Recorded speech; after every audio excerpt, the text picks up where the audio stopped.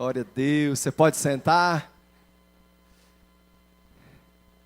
Seja bem-vindo à nossa série de mensagens Lar Doce Lar.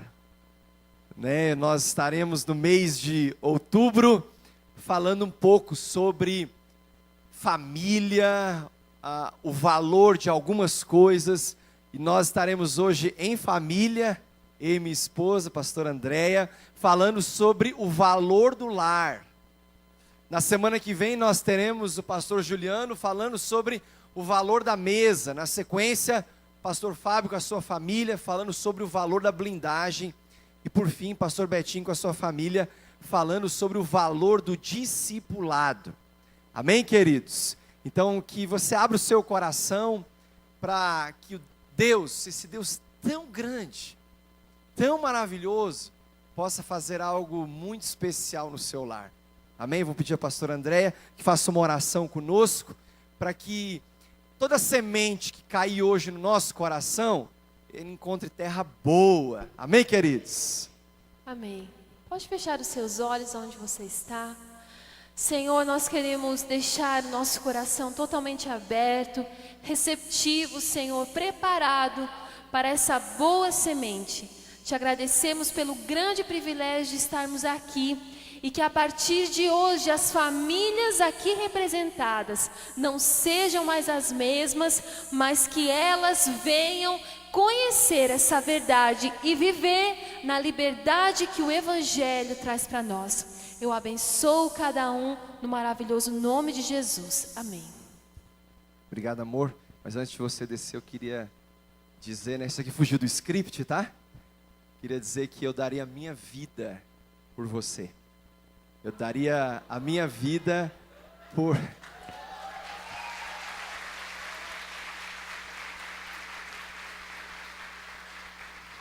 Esse ano nós estamos prestes a completar 10 anos de casados. E todos esses 10 anos valeu a pena.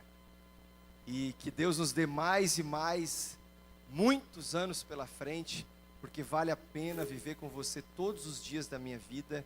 Você me completa e me faz feliz. Amém?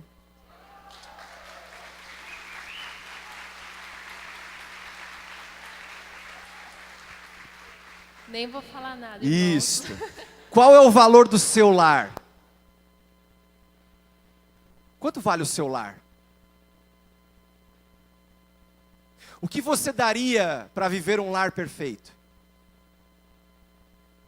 Que preço você pagaria para viver no seu lar um cantinho do céu? Sabe, queridos, todos os dias que eu me acordo, eu quero fazer do meu lar um cantinho do céu.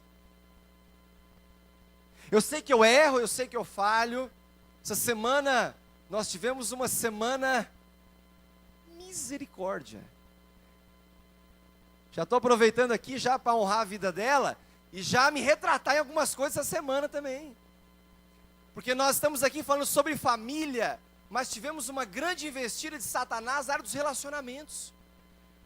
E nós tivemos que nos posicionarmos. Porque um lar de sucesso é um lar de pessoas posicionadas. Porque pastor também tem pensamento diferente da esposa, viu? A gente diverge em tantas coisas. E as nossas ideias brigam. Mas nós não podemos brigar. Apesar de às vezes brigar. Mas, queridos, nós temos que descobrir algumas coisas do valor de um lar. Quanto vale o seu lar? O que você abriria mão hoje para ter um lar de sucesso? Para ter um lar saudável? O que você abriria mão hoje para ver o seu lar prosperando? Quanto vale o seu lar? O marido que está com a esposa aí, olha para ele, olha para ela. Quanto vale esse relacionamento? Quando você conheceu, o que você faria? O que você fez por ele ou por ela? Você ficou acordado até tarde. Você deu presente. No dia dos namorados, no dia do aniversário. Você deu presente. Quando não era nenhuma data especial, você dava presente porque você queria conquistar. E quem é que disse que você tem que parar de conquistar todos os dias? Um lar de sucesso, ele é formado por pessoas que continuam conquistando a sua família todos os dias. Você tem que ser cada dia mais apaixonado pela sua esposa, pelo seu marido. Você tem que amar os seus filhos cada vez mais. A rotina do nosso dia a dia não pode roubar o brilho dos nossos olhos. Um lar de sucesso é um lar de pessoas que continuam investindo porque entendem que existe uma plenitude a ser alcançada. Que existe uma abundância no casamento, no relacionamento, na família. Família é a primeira instituição que Deus criou. Alguém aqui já ouviu dizer que casamento é uma instituição falida? Sim ou não? Quantas vezes, queridos, talvez você, adolescente, você jovem, cresceu, ouvindo dizer que casamento é uma instituição falida, que família é uma instituição falida.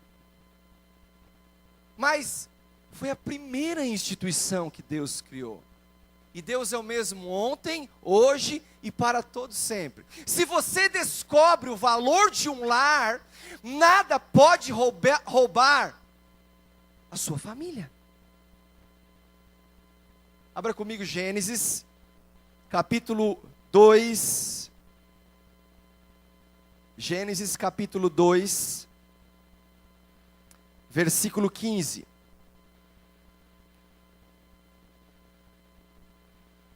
A Bíblia diz assim: o Senhor Deus tomou o homem e o pôs no jardim do Éden, para o lavrar e o guardar.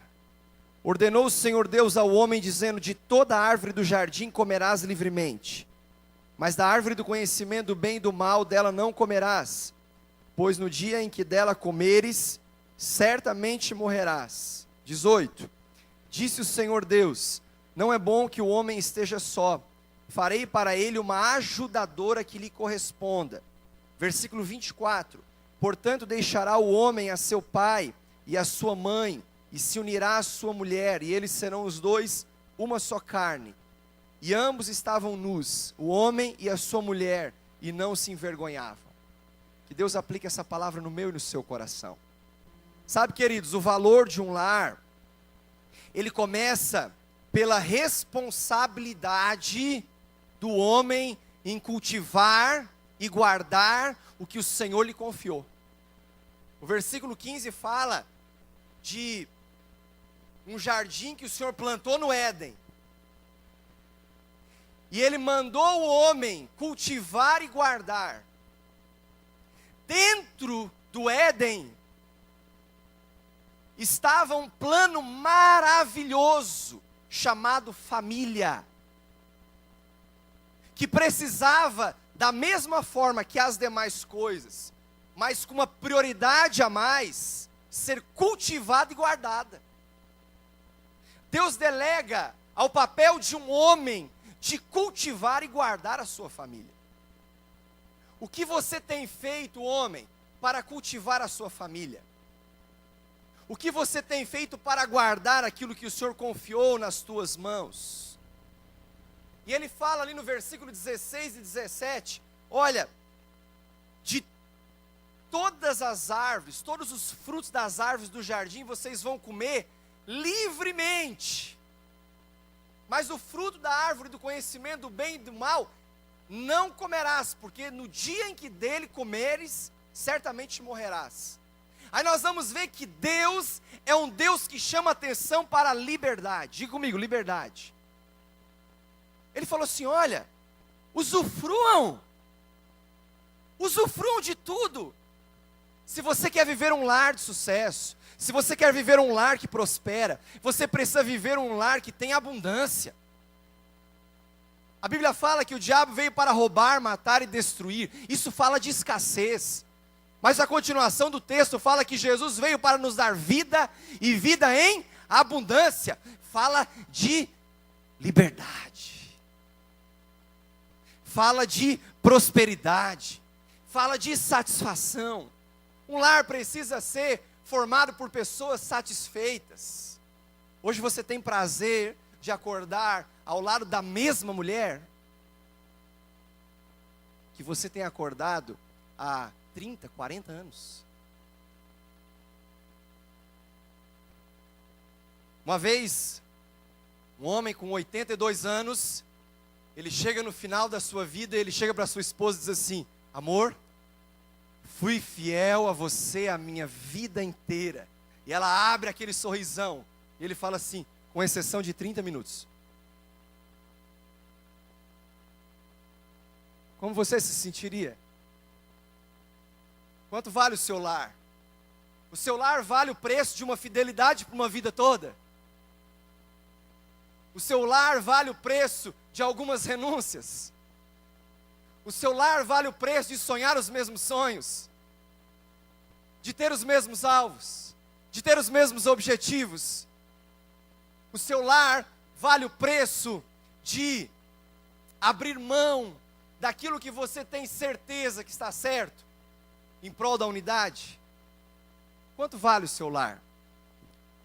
Deus, ele chama atenção para a liberdade.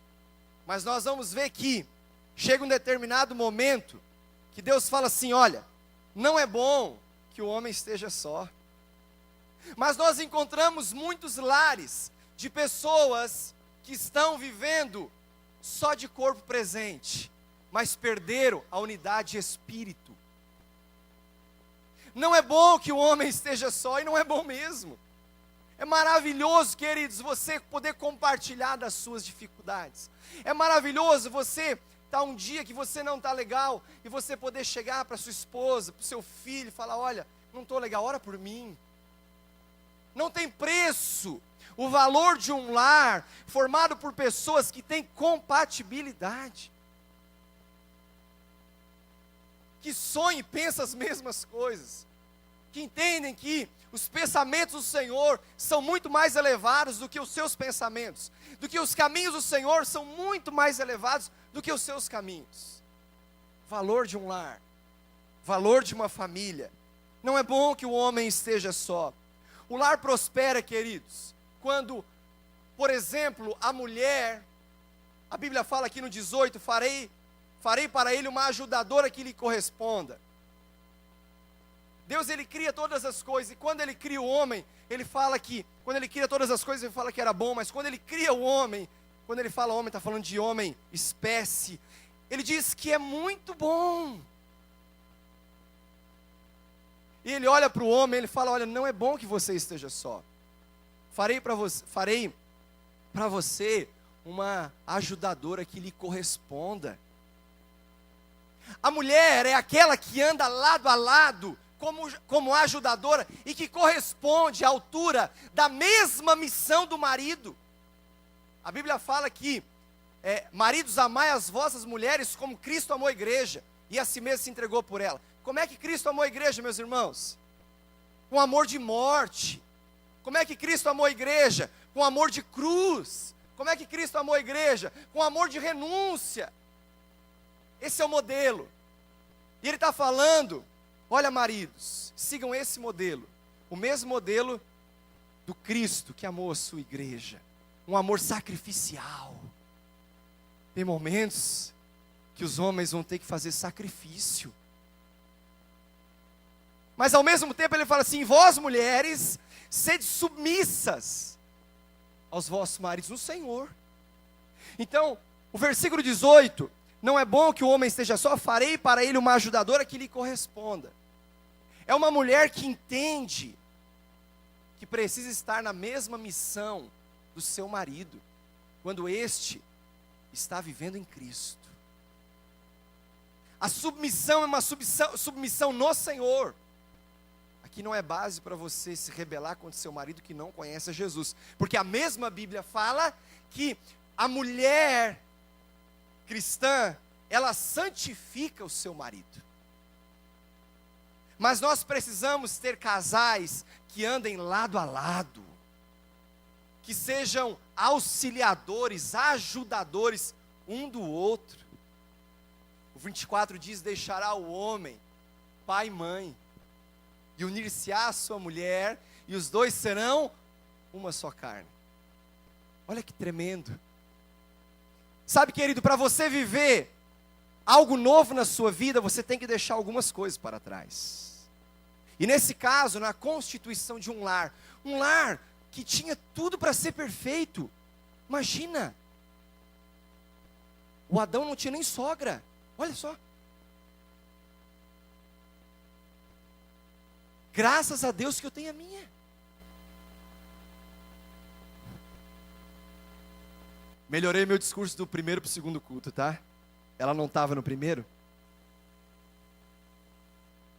Deixará o homem pai e mãe e se unirá à sua mulher. Você precisa deixar algumas coisas. Não significa que ambos vão abandonar aqueles que pagaram preço de educação, que pagaram preço de formação, que pagaram preço para investir na sua vida para que você fosse um homem, uma mulher melhor. Mas está dizendo, olha, você tem que deixar para você viver uma nova prioridade. Esse é o ponto. Quando você deixa pai e mãe para se unir à sua mulher, ao seu esposo, para viver um lar, você está deixando para trás uma antiga prioridade para passar a viver uma nova prioridade. Então, queridos, um lar que prospera, eu tenho aprendido isso, é um lar que não abre diálogo com Satanás e seus demônios. Quer ver só? Acompanha comigo ali no capítulo 3, versículo 1. Ora, a serpente era o mais astuto de todos os animais do campo que o Senhor Deus tinha feito. Esta disse à mulher: é assim que Deus disse, não comereis de toda a árvore do jardim? Satanás, quando ele quer se infiltrar no lar, ele começa a abrir diálogo com as pessoas da família. E ele chega para a mulher. Por que ele não chegou para o homem? Ele chega para a mulher que representa essa parte que deve ser cultivada e guardada. A mulher que representa o lado mais frágil de um relacionamento. O próprio Deus, ele tinha dado ao homem a instrução: olha, de tudo isso aqui vocês vão comer, mas do fruto da árvore do conhecimento do bem e do mal, vocês não vão comer. Você não vai comer porque o dia que você comer, você vai morrer. Mas quando Satanás ele entra para destruir um lar, ele pega a mulher. Ele pega a mulher, ele abre diálogo com a mulher. Aí eu te faço uma pergunta: onde estava o homem? Onde estava o homem que não se posicionou? Onde estava o homem que deixou o seu lar à deriva? E ali começa o diálogo. Respondeu a mulher à serpente: do fruto das árvores do jardim podemos comer, mas do fruto da árvore que está no meio do jardim, disse Deus: não comereis dele, nem nele tocareis, para que não morrais. Peraí, Deus tinha dito que não era para comer. Aí o que a mulher vai dizer? Não é para comer e tocar. Mas Deus não falou que não era para tocar. Deus só falou que não era para comer. Mas o homem que às vezes não se posiciona, às vezes ele coloca uma regrinha a mais, para no momento da sua ausência, de repente ele tentar segurar a situação enquanto não está presente. Olha, então não chega nem perto. Ele não falou para não tocar. Ele só falou para não comer. E aí o diálogo começa entre a mulher e a serpente, representando aqui o inimigo. Versículo 3, mas do fruto da árvore que está no meio do jardim, disse Deus: não comereis dele, nem nele tocareis, para que não morrais. Então a serpente disse à mulher: certamente não morrereis. Versículo 5, porque Deus sabe que no dia em que comerdes desse fruto, os vossos olhos se abrirão e sereis como Deus, conhecendo o bem e o mal. Vendo a mulher que aquela árvore era boa para se comer, agradável aos olhos e desejável para dar entendimento, tomou do seu fruto e comeu, e deu também a seu marido que estava com ela, e ele comeu. Então começa esse diálogo, e quando começa esse diálogo, a dúvida entra. Quando começa um diálogo, o medo entra. Quando começa um diálogo, a insegurança entra. De pessoas que não estão posicionadas. Eu criei um acróstico com a palavra lar. O L, falar de liderança, por exemplo. A, para falar de amor por atitude. E o R, para falar de recompensa por princípios. Eu queria falar primeiro sobre a letrinha L da palavra lar. E falar sobre liderança pelo exemplo. A Bíblia fala que o filho faz o que vê o pai fazendo.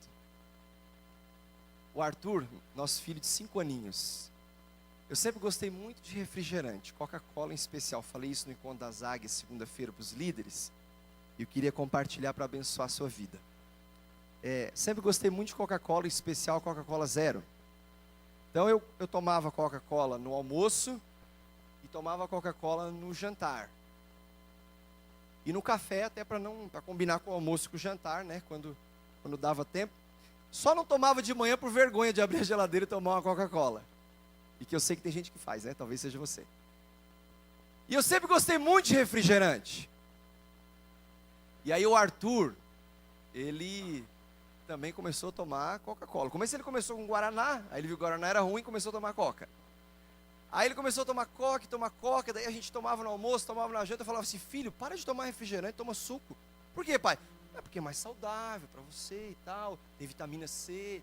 Eu tentei convencer o Arthur, mas eu comecei a ver que não fechou.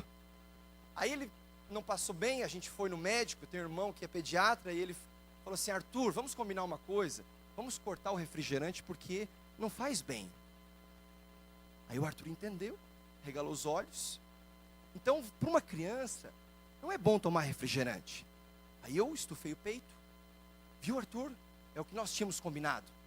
E aí chegamos em casa e a primeira semana foi uma maravilha. Eu na Coca e ele no suco. E começamos, eu na Coca e ele no suco, eu na Coca e ele no suco. Passou a segunda semana e ele falou assim, pai, posso tomar refri? Eu falei, não, você não pode. Pai, por que você pode? Filho, o pai pode porque o pai é adulto.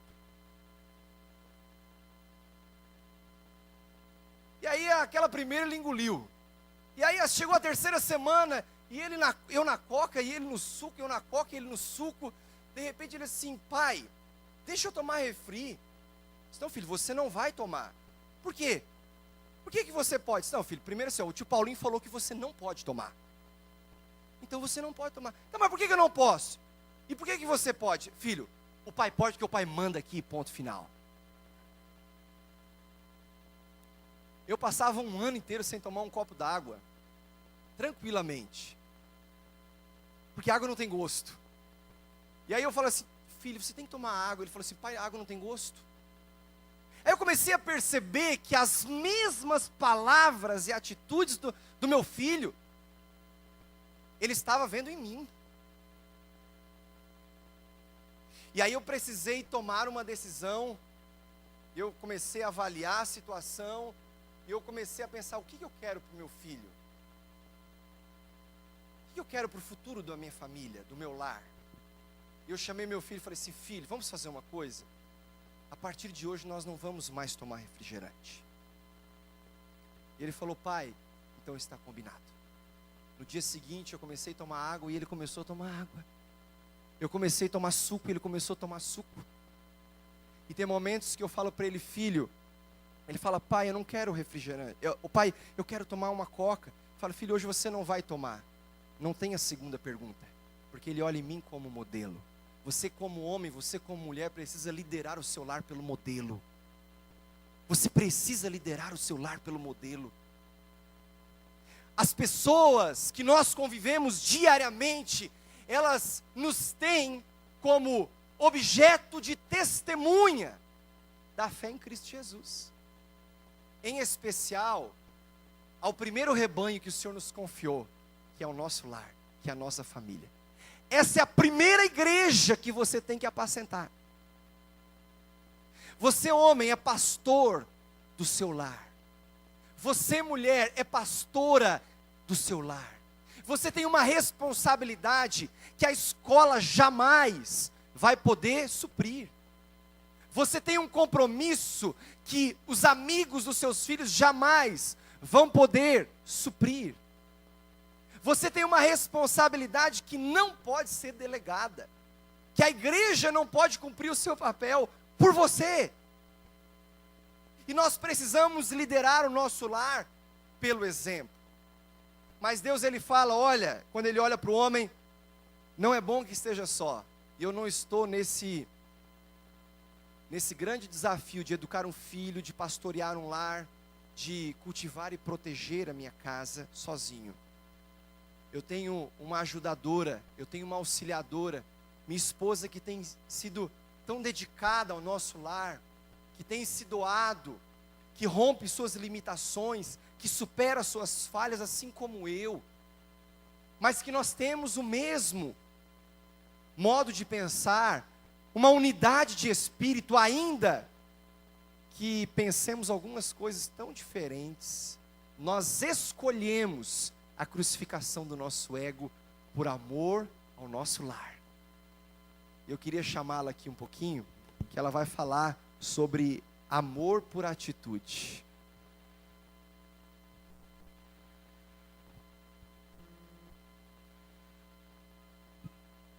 Boa noite, igreja, paz do Senhor. É um grande privilégio estar aqui compartilhando um pouco sobre esse tema tão especial, família. Eu sou apaixonada pela minha família, não estava domingo passado, mas já soube que cada pastor falou que a sua família é a melhor. E eu confirmo, a minha família é a melhor família do mundo. Mas falando um pouco do papel da mulher sobre o lar, eu gostaria de compartilhar com os irmãos uma breve história que está lá no livro de Juízes, no capítulo 4. Nós não vamos ler, só vamos contar, só vou contar essa história, mas se você quiser anotar, no livro de Juízes, capítulo 4. Esse capítulo ele conta uma história linda de uma vitória do povo israelita sobre o povo cananeu. E essa vitória ela veio através de uma direção dada por uma mulher, a juíza Débora, ela que era juíza e profeta sobre Israel, uma mulher muito usada por Deus para trazer palavras, conselhos ao povo israelita. E Débora aqui, nesse capítulo, ela teve uma direção de Deus, e Deus disse para ela, Débora, levante um exército israelita contra o rei Jabim, o rei de Cananeu, e eu vou entregar esse rei nas mãos do exército israelita. Os cananeus estavam oprimindo Israel por mais ou menos 20 anos, e Débora passa essa instrução então ao general, ao comandante do exército israelita, Baraque, e Baraque diz assim, olha Débora, tudo bem, mas eu quero que você venha comigo. Talvez aqui para interceder, orar, porque as mulheres são intercessoras. E Débora então diz assim, olha, eu vou, mas Baraque, o general do exército inimigo não será entregue em sua mão, mas será entregue na mão de uma mulher.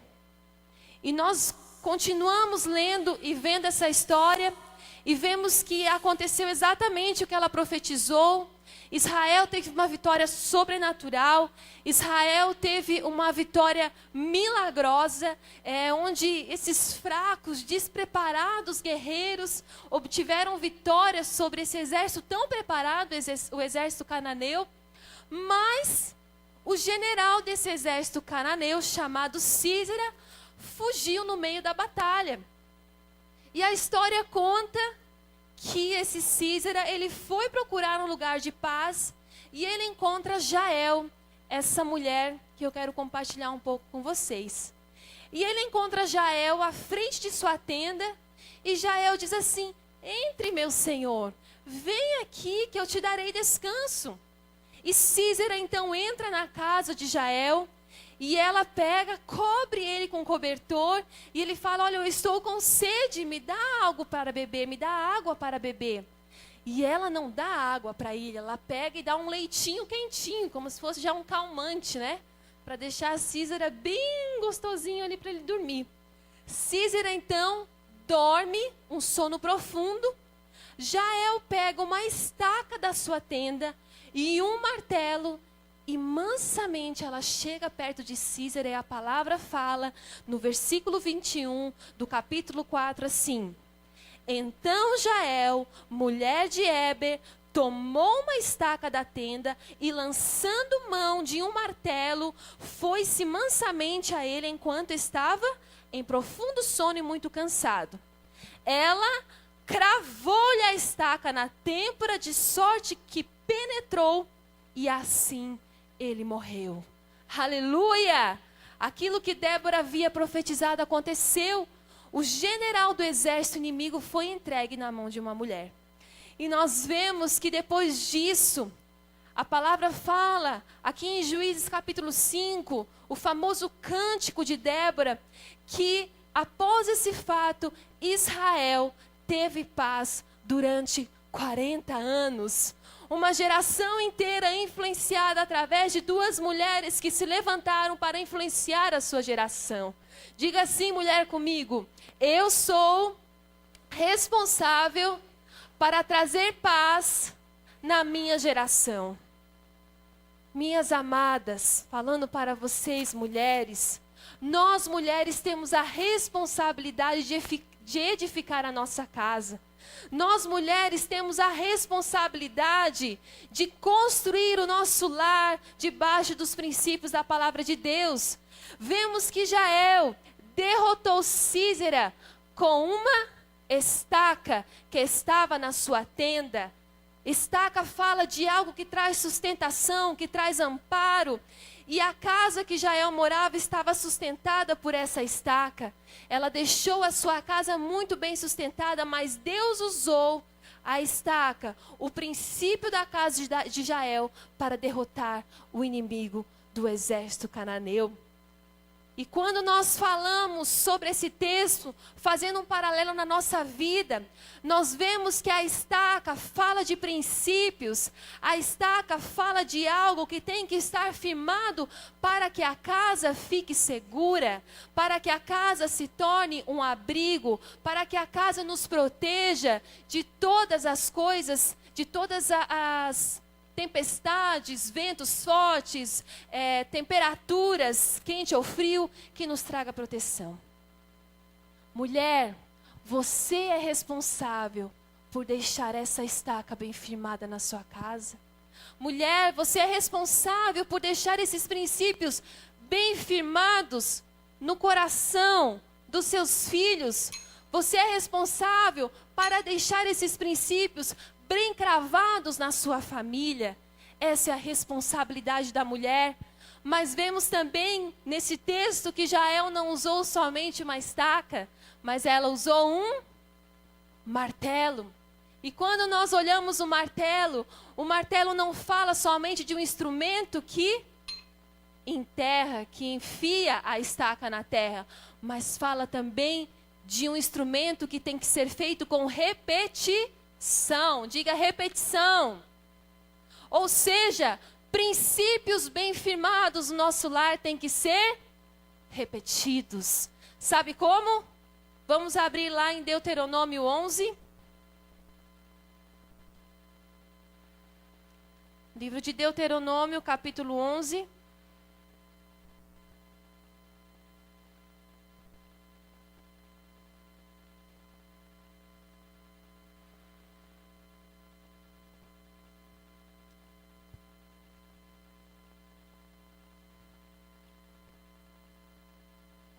Diz assim: você fará isso, mulher, sobre o teu lar. Diz assim: amarás ao Senhor o teu Deus, e todos os dias observarás os seus estatutos. Continua dizendo: seus juízos e os seus mandamentos. No versículo 18, gravai essas minhas palavras no vosso coração, na vossa alma, atai por sinal nas vossas mãos, e ponde-as como faixas na vossa testa. Continua dizendo: ensinai-a aos vossos filhos, falando delas, assentado na vossa casa, andando no caminho, deitando-vos e levantando-vos. Escrevei-as nos batentes das portas da vossa casa. Repetindo, repetindo, repetindo, repetindo. Um estudo mostra que a personalidade de uma criança é formada até os 5 anos de idade. Ou seja, meus amados, até os 5 anos de idade nós temos que repetir, repetir esses princípios, martelar, martelar, martelar, até que sejam bem firmados. Meus amados, não é fácil. Não é fácil, não é cômodo, é cansativo. Um dia eu estava dando aulinha quando a igreja começou e eu estava ensinando crianças de 3, 4, 5 anos quem era Jesus. E eu estava falando, olha, Jesus foi um homem muito bom, porque Jesus, ele amava as criancinhas, Jesus, tal, tal, tal, e fiz uma pregação para elas. Daí elas estavam tudo assim atentas, eu achei que eu estava arrasando, né? E elas com aquele olhinho assim, para mim, né, nem piscava, né? Trouxe boneco, trouxe um monte de coisa. Daí no final da minha historinha, uma bem levantou a mão lá atrás, eu falei, o que foi, amada? Ô tia, esse Jesus mora aqui em Tubarão? Eu falei, glória a Deus, vamos repetir, repetir, repetir. E para isso, meus amados, eu separei um vídeo aqui para vocês. Vocês vão ver o que é ensinar uma criança. O Jonas, ele estava aonde? Na barriga do peixe. Fazendo o quê? O peixe pulou do barco e o peixe comeu. O peixe pulou do barco e o peixe comeu quem? O Jonas? Não, o peixe pulou no barco. Não? Não. Tá, quem pulou do barco? O pai joga. O peixe colocou no barco. Ai, pai, não é, pai. O Jonas pulou do barco. Tá, desculpa. Vamos. Jonas. Tá, e aí, e a outra historinha? Não é o peixe pulou do mar. Olha aqui onde é que tá o mar. Lembra que Deus tinha falado para Jonas ir para onde? Nínive. Pra onde? Nínive. Nínive. É. Aí o Jonas foi pra onde? Pra onde que Jonas foi? Tem um bicho aqui. Tá, pra onde que o Jonas foi? Tá. Não sei. Era pra ele ir pra Nínive. E aí ele foi pra onde? Darcy. Ah, ele foi pro Darcis? É. Ah, era pra ele ir pra onde? Pro Darcy. Não, primeiro era pra ele ir pra Nínive, né? É. E depois aí ele foi pro Darcis. Aí quando chegou no Darcis, o que ele fez? Ai, mas eu não consigo botar Bom, aqui. consegue. Conta essa história aqui pro pai que tu sabe, ó. Aquele Por que ele cai? Conta essa história aqui que tu sabe, ó. Deixa eu ver qual que ele sabe. Ovelhinha. Não, dessa aqui, ó. Do Daniel na cova dos leões. Deixa eu ver. Conta. Era uma vez... É a que correga ele. Tá, então vai. Desse lado ali, vai. Mas ela não vai corregar aqui. Conta, Era uma vez. Um negócio e tava na colha do leão. Tava onde? Na colha do leão. Na colha dos leões. Daniel foi jogado, né? Jogando Quem jogou Daniel? o peixe. O peixe? Ah, tá. O peixe lá de Jonas jogou o Daniel na cova. É. Tá. E aí? Quando ele chegou na cova, o que aconteceu? Machucou a perna aqui no joelhinho dele. Ah, no joelhinho do... E aí? Machucou. E o que ele fez? Ele caiu de cima do barco. Ah, o Daniel tava vindo junto com o peixe. E aí encontrou a cova dos leões e caiu de cima do barco. Na cova dos leões e machucou o joelho? É. Ah, entendi. Ele foi lá embaixo e não conseguiu revirar. Ah, ele não conseguiu revirar. É. Meu Deus. Mas por quê? Porque ele achou e era baixinho. Esse Daniel era muito baixinho, cara. Barbaridade. E o leão comeu, Daniel? Comeu. Inteiro? Frito ou assado? Assado. Ah, o Daniel Ai, um boneco. Daniel... Ô filho, Deus não fechou a boca do leão? Né, comeram o Daniel inteiro. Deus fechou a boca ou o leão comeu? O leão comeu. É, não, Deus fechou foi na historinha da mãe. Mas na tua o leão comeu. Mas nossos filhos têm que ver em nós exemplos de vida cristã. Muito mais do que nós inculcarmos esses princípios, essa palavra, ensinar quem é Jesus. Eu falava para o Arthur gosta muito de super-herói, eu falava, filho, Jesus é mais forte que o Hulk, é mais forte que o super-homem. Mãe, ele consegue levantar o mundo inteiro, filho, só com um dedinho, filho. Ele falava assim, tá, mas e o Hulk? É mais forte que ele? Não, filho, Jesus é muito mais forte. Falar a linguagem dele, mas usar todas as oportunidades, todas as brincadeiras, tudo aquilo que fazemos para inculcar essa palavra. Mas muito mais do que ensinar, os nossos exemplos falam mais altos. Sabe o que acontece, meu amado? Quando os nossos filhos vêm para nós, eles têm que ver o papai e a mamãe lendo a Bíblia. Tem que ver o papai e a mamãe orando. Ele sabe que o papai e a mamãe não falam palavrão. Ele sabe que o papai e a mamãe vêm aos cultos. Ele sabe que o papai e a mamãe servem na igreja. Ele sabe que o papai e a mamãe perdoam. Ele sabe que o papai e a mamãe sabem pedir perdão. Os nossos filhos têm que ver o exemplo de vida cristã através das nossas vidas. Por isso, meu amado, construa, edifique o seu lar. Talvez os seus filhos já cresceram, talvez os seus filhos são adolescentes, nem convertidos são.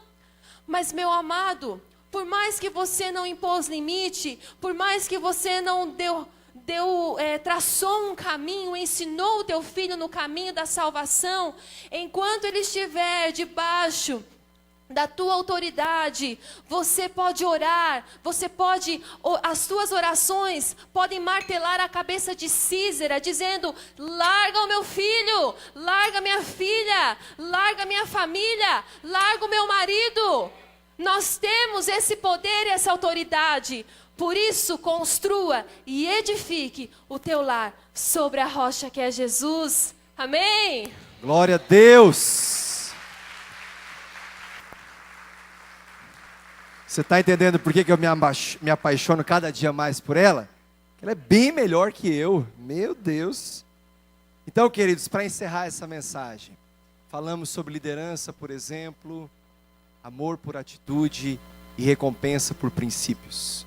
Eu quero finalizar contando que esses dias o Arthur veio para a escolinha e ele é tímido e tal. Aí chegou um dia que a Dama e a Fran estavam ali com ele e ele se soltou. E ele fez uma bagunça, acabou com a escolinha aqui na igreja. E a tia estava apavorada porque nunca viu o Arthur fazendo aquilo. E era um domingo, queria chamar o louvor, e era um domingo, nós estávamos aqui, e no sábado eu tinha dado uma chuteira para ele queria tanto uma chuteira, e eu fui lá e comprei uma chuteira para o Arthur, e aí chegou no domingo e ele aprontou aqui na igreja. Eu falei, rapaz, como é que você fez isso, cara? Teu pai é pastor, filho, se liga aí, meu. Olha o mau testemunho em casa. E aí eu falei, filho, você vai ficar, nós falamos, né? Você vai ficar uma semana sem a chuteira. E ele estava há meses esperando essa chuteira. E aí eu dei para ele no dia seguinte eu tirei e deixei ele uma semana. E aquilo me cortou o coração, queridos.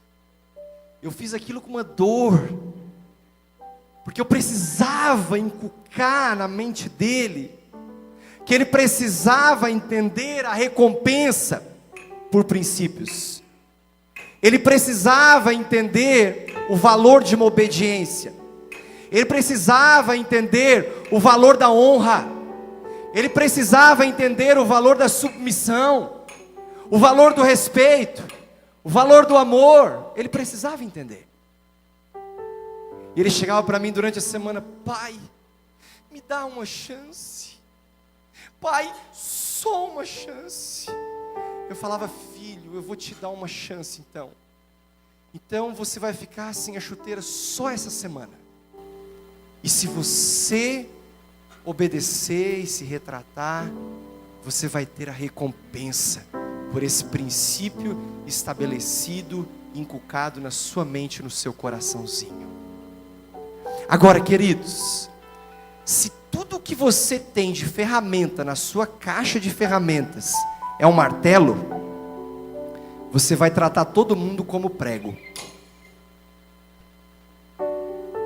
Se tudo que você tem na sua caixa de ferramentas é um martelo, você vai sair por aí dando martelada em todo mundo.